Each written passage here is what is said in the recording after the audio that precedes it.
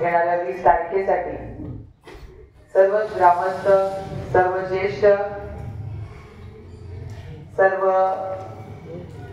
वडीलधारी आणि माझ्या सर्व महिला भगिनी असतील, सर्वच मान्यवर आणि पत्रकार मित्रांनो, अतिशय कमी दिवस राहिलेले आहेत आणि आपण सर्वांनी जीव ओतून मन लावून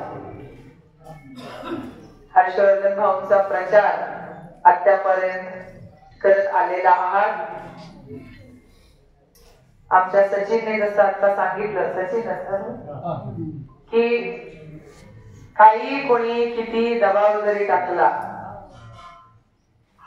तरी तुम्ही घाबरणारे नाही आहात आणि म्हणूनच आज इथे खरं तर उघडपणे सर्वजण इथे बसलेले आहेत आणि याच्यावरूनच दिसून येतं की तुम्ही काय कोणाच्याही दबावाखाली येणारे नाही आहेत। इंदापूर तालुक्यातले मला नाही वाटत कोणाला घाबरत असते, घाबरवतात ते पण घाबरत नाही। आता एक जण तर म्हणले ना घाबरवत आहे, पण तुम्ही नाही घाबरत ना। त्याच्यामुळे त्यांना जे करायचंय ते करतील, ज्याचं त्याच्यापाशी। आपण आपल्या पद्धतीने प्रचार करायचा। शेवटी आपल्यावरती आपल्या वरिष्ठांचे, आपल्या ज्येष्ठांचे, आमच्या महाराजांनी आता सांगितलं त्या पद्धतीने आपल्या थोर संत असतील, यांनी आपल्याला ही शिकवण दिलेली आहे की आपल्याला कोणी काही वेडवाकडं जरी बोललं, परवा दिवशी सभेत पण पवार साहेबांनी सांगितलं की आरेला कार्य करायलाच पाहिजे का? आपण करायचं नाही, आपण राजमार्गाने जायचं, आपण कोणालाही टीका टिप्पणी कधीही करायची नाही।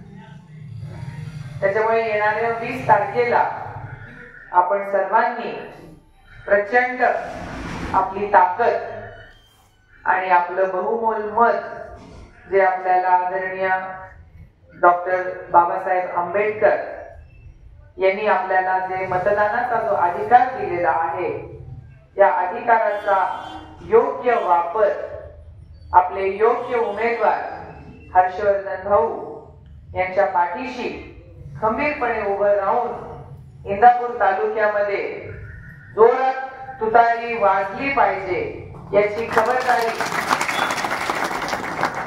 आपण सर्वांनी घेतली पाहिजे। कोणी गहाळ राहू नका, कोणीही कुठेही त्याच्यामध्ये कंटाळा करू नका। थोडे दिवस राहिलेले आहेत, प्रत्येकाने आपला दिलेला भाग, दिलेला एरिया, वॉर्ड सांभाळा। उगीच दुसऱ्याच्या वॉर्ड मध्ये जाऊन तिथं जाऊन प्रचार करू नका, आधी आपलं घर सांभाळलं पाहिजे आपण। त्याच्यामुळे ज्या काय आता गोष्टी घडतायत या आपल्याला याच्यामध्ये बदल घडवायचा आहे।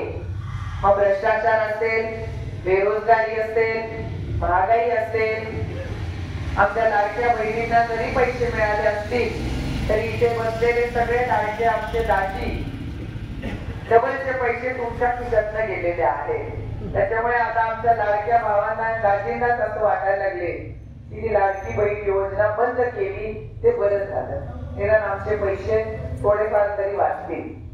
मला सर्वांना माहितीये तेलाचा भाव काय झालाय, सोन्याचा भाव काय झालेला आहे, आज दुधाला भाव नाही आहे, शेतकऱ्याला भाव नाही आहे, शेतकऱ्याच्या विरोधात हे सरकार आहे। त्याच्यामुळे आपल्याला जे काय आपल्याला करून हवं आहे ते चांगल्या पद्धतीने आपण करून घ्यायचं आहे।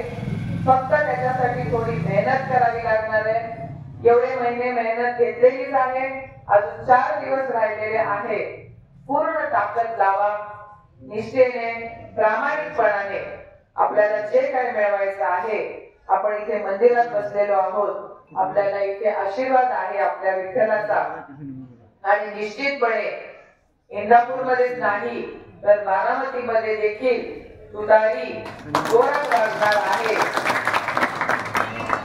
अशी मला 100% खात्री आहे।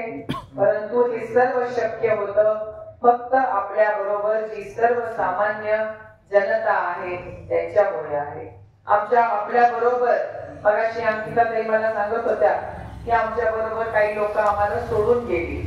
हरकत नाही अंकिता, तुम्ही एकट्या नाही आहात. आम्हाला पण खूप लोक सोडून गेली, अगदी जीवाभावाची सोडून गेलेली आहे. त्यातले आमचे जीवाभावाचे मित्र इथे आमचे सुभाष बापू बसलेले आहेत, ते थांबलेले आहेत.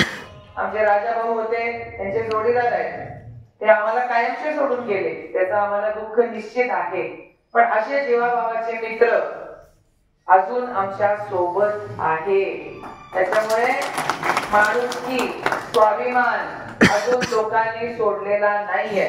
आणि आपण सर्वजण पवार साहेबांना आपलं दैवत मानतो, आपले कुटुंब प्रमुख आहेत ते. आणि पवार साहेबांच्या आदेशाच्या बाहेर, शब्दाच्या बाहेर आपण कोणीही जाणार नाही, ही आम्हाला 100% खात्री आहे.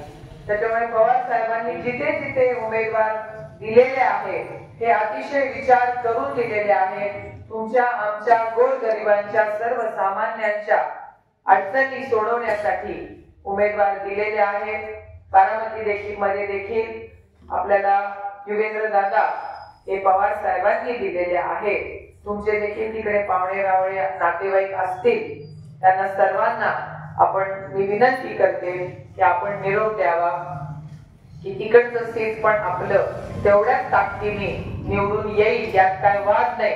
परंतु त्याच्यात तुमचा देखील 1 लाख मोलाचा वाटा निश्चितपणे असायला हवा. बोलायला खूप काही आहे, बराच वेळ झालेला आहे. मला देखील पुढे बारामतीला जाऊन प्रचार करायचा आहे, परंतु लेकीने बोलवलं होतं, लेकाने बोलवलं, मी नाही म्हणू शकले नाही. आणि जसं आपण म्हणतो की शेवटी नातं हे नात्याच्या जागेवर असतं आणि राजकारण हे राजकारणाच्या जागी असतं. जरी अंकिता, राजवर्धन आम्ही पूर्वी वेगळ्या एका पक्षामध्ये असू, पण विचार आमचे एक आहेत. आमच्यात मतभेद त्यावेळेला कदाचित परिस्थितीमुळे झाले असतील, परंतु मनभेद आम्ही कधीही होऊन दिलेले नाहीये. त्याच्यामुळे ही अंकिता कालही माझी लेक होती, आजही आहे आणि उद्याही माझी लेक राहणार आहे. आणि त्याकरिता आज आपण सर्वांनी हर्षवर्धन भाऊ ज्यांचं काम आपल्याला सर्वांना ठाऊक आहे, जबाबदारीने ते त्यांची जबाबदाऱ्या चांगल्या पद्धतीने पार पाडत असतात, असाच विश्वास यापुढे देखील ते आपल्या सर्वांसाठी चांगल्या पद्धतीचं काम करतील, असाच विश्वास मी आपल्याला इथे देऊ इच्छिते. आणि 23 तारखेला गुलाल आपलाच असेल असंच आपण विचार करून काम करूया. एवढं बोलून आपली रजा घेते. धन्यवाद.